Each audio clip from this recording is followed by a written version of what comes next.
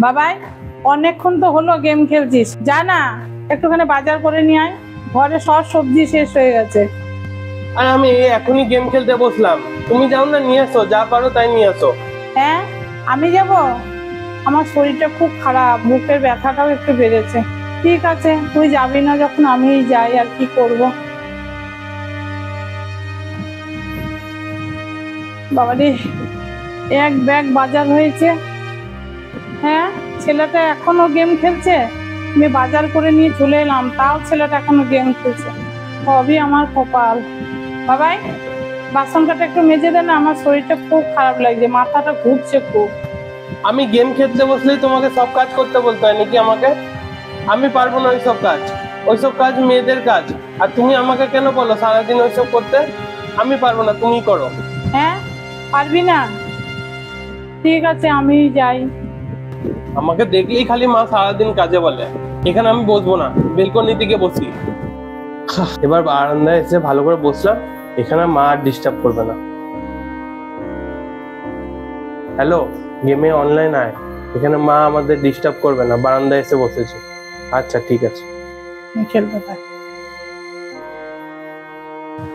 হ্যাঁ, ছেলেটা কোথায় গেল? এখনই তো এখানে বসে গেম খেলছিল।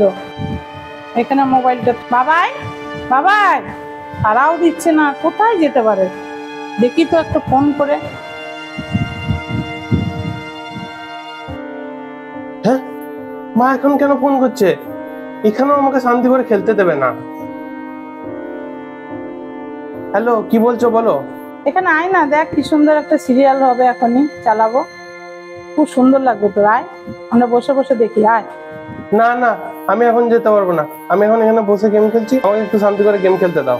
তুমি দেখো টিভি। হ্যাঁ, আসবি না?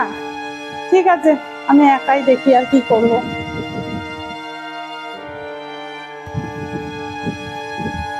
কি সুন্দর সিরিয়ালটা হচ্ছে। হ্যাঁ, আমি কতগুলো জামা কাপড় রেখেছিলাম, ওগুলো তো মেলা হয় নাই। ওগুলো এখন ছাদে নিয়ে যেতে হবে, আর আমার শরীরটাও খারাপ লাগছে। দেখি ছেলেটাকে বলে যদি একটুখানি দিয়ে আসে। বারান্দা অনেক গরম লাগছিল, এবার এখানে ফ্যানের তলায় একটুক্ষণ বসি। বাবাই, এই জামা কাপড় কটা একটু ছাদে মিলে দিয়ে না। হ্যাঁ, আবার জামা কাপড় মিলতে হবে? অনেকক্ষণ তো গেম খেললি, আবার কেন? অনেকক্ষণ খেললাম তো কি হয়েছে? আমার হাতে ব্যথায় মরে যাচ্ছি, জানা, আমার মাথাটাও ঘুরছে। না, আমি এখন অনেকক্ষণ খেলবো আরো, তুমি যাও গিয়ে মিলে দিয়ে আসো। হ্যাঁ, যাবি না? ঠিক আছে।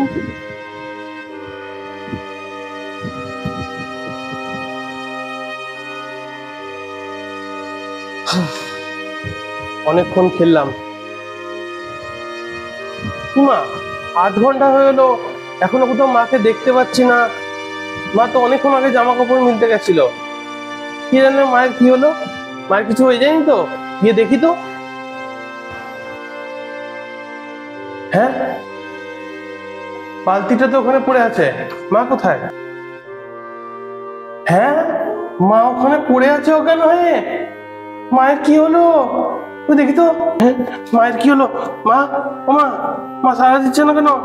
মায়ের কি হয়ে গেলো? মা অজ্ঞান হয়ে পড়ে আছে কেন? কিছু হয়ে যায় তাহলে তো আমার ভবিষ্যৎ অন্ধকার। মা ছাড়া আমার পৃথিবীতে তো কেউ নেই। মায়ের কি হলো? মা, তুমি এমনি করেছ কেন? আরে বাবারে, ভগবান, আমি কেন ফোন ঘাটতে গেলাম এতক্ষণ? মা আমাকে বারণ করছিল, ওই জন্যই। মায়ের হেল্প করলে ভালো হতো এর থেকে। না, বাবাকে ফোন করি, মাকে এখনই ডাক্তারখানায় নিয়ে যেতে হবে। মা, ওঠো ওঠো ওঠো ওঠো ওঠো, চলো মা, চলো। হ্যালো বাবা, তুমি তাড়াতাড়ি এসো, মায়ের অবস্থা ভালো নেই, অজ্ঞান হয়ে পড়ে গেছিল, ডাক্তারখানায় নিয়ে যেতে হবে। হ্যাঁ, তুমি এসো, আমি তো তখন গাড়ির ব্যবস্থা করি। মাকে তো হসপিটালে ভর্তি করে দিয়ে এলাম, কিন্তু মায়ের এই অবস্থাটা আমার জন্যই হলো। আমি যদি একটু কম মোবাইল ঘাঁটতাম, আর মায়ের যদি সাহায্য করে দিতাম, যেগুলো যেগুলো বলছিল, মা অনেকক্ষণ ধরেই বলছিল মাথা ঘুরছে, যদি আমি মায়ের কথা তখন শুনে নিতাম, তাহলে মায়ের এই অবস্থাটা হতো না। তো বন্ধুরা, তোমরা এর থেকে কি শিক্ষা পেলে? আমরা নিজেদের জীবনের মধ্যে এতটাই ব্যস্ত হয়ে যাই যে মা বাবা আমাদেরকে কি কি কথা বলে সেগুলো আমরা খেয়াল করি না। আমার নিজের কাজ যদি সাইডে রেখে মা বাবার কথা যদি শুনতাম আজকে এই দিনটা আমাকে দেখতে হতো না। তাই বলছি বন্ধুরা, তোমরাও নিজেদের মা বাবার কথা শুনবে আর সবসময় খালি গেম আর নিজেদের কাজ নিয়ে ব্যস্ত থাকবে না।